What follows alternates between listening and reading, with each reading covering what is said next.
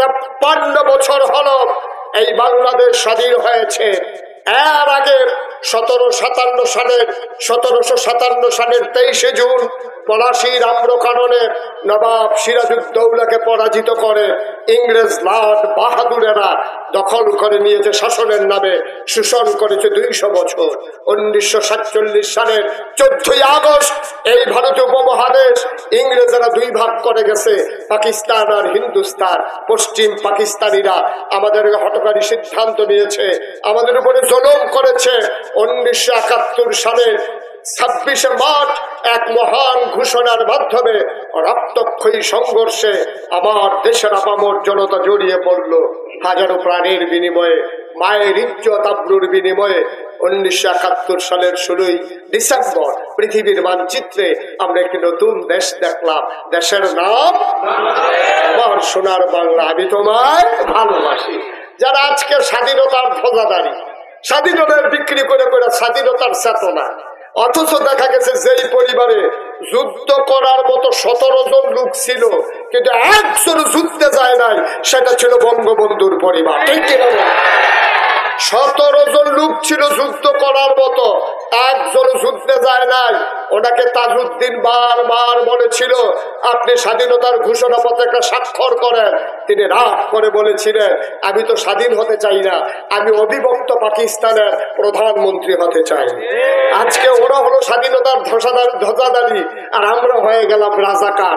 স্বাধীনতার পরে জন্ম নিয়ে যদি রাজাকার হওয়া লাগে, এই রাজাকার আমরা সবাই হতে চাই। ঠিক কিনা? রাজাকার হওয়ার জন্য আমরা প্রস্তুত, এর জন্য যা করার তাই করব। এই বাংলাদেশের স্বাধীনতা কোন দলের কাছেই নিরাপদ না। আমরা দেখেছি 71 থেকে 2053 সাল, এই 53টা বছর 2024 পর্যন্ত কত দল ক্ষমতায় আসলো আর গেল, বাংলার খেটে খাওয়া মানুষের ভাগ্যের বদল হয় নাই। ঠিক কিনা বলো? কাদের ভাগ্য বদল হয়েছে? পিয়ন হয়েছে 400 কোটি টাকার ভাগ্য বদল হয়েছে পিয়নে।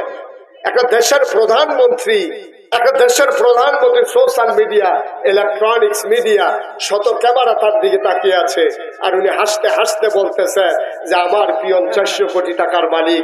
এই কথাটা পুরো পৃথিবীতে ছড়াই যেতেছে, লজ্জায় মাথা হেট হয়ে যায়। কেউ জিজ্ঞেস করে নাই সেদিন পিয়ন যদি হয় 400, আপনি না জানি কত। কথা জিজ্ঞেস করে নাই বলে বেঁচে গেছে। আমরা খেয়াল করে দেখেছি 71 থেকে 2024 কত দল আসলো আর গেল, ক্ষমতার পালা বদল হলো। যারা ক্ষমতায় গেল তাদের ভাগ্যের বদল হলো, খেটে খাওয়া মানুষের ভাগ্য বদল হয় নাই। 24 সালে আজকে স্লোগান তুলতে হবে সব দলের দেখা শেষ, আরে বলাবার বাংলাদেশ। আমরা আর দেখতে চাই না, তামাশা অনেক দেখছি আমরা। দুধে ভাতে বাঙালি, মাছে ভাতে বাঙালি, ডাইলে ভাতে বাঙালি, সোনার বাংলা, সব দেখা আমাদের শেষ। ঠিক কিনা বলেন? আবার হিসাব নিকাশ মিলানোর পালা। আপনার যারা খেটে খাওয়া মানুষ, আপনার যারা রিক্সা শ্রমিক জনতা, স্বাধীনতা কাকে বলে আপনি বুঝেন নাই, নাগরিক অধিকার কাকে বুঝেন নাই। কারণ আপনি বঞ্চিত হতে হতে আপনি মনে করেছেন এইটাই বোধহয় জীবন। একবার যদি ইসলামী দলগুলো ক্ষমতায় আসে, আল্লাহর আইন কায়েম হয়ে যায় আর সৎ লোকের শাসন এসে যায়, তখন আপনি বুঝবেন নাগরিক অধিকার কাকে বলে। ঠিক কিনা বলো? কিন্তু বুঝেন নাই, আপনাকে বুঝতে দেওয়া হয় না।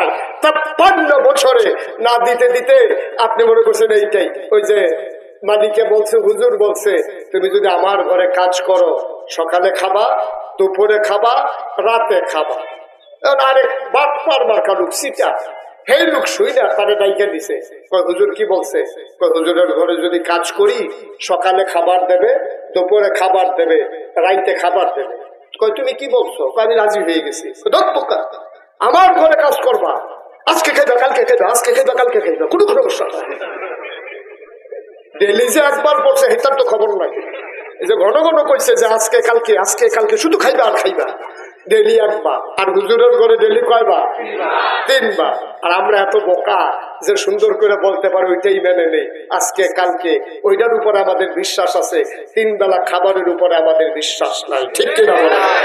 সুতরাং ওরা যারা আজকে কালকে ওরা বাটপা, ওরা চিটা, ওরা 2 নম্বর, মানুষের অধিকার হরণ করতে চায়। ঠিক কিনা বলেন?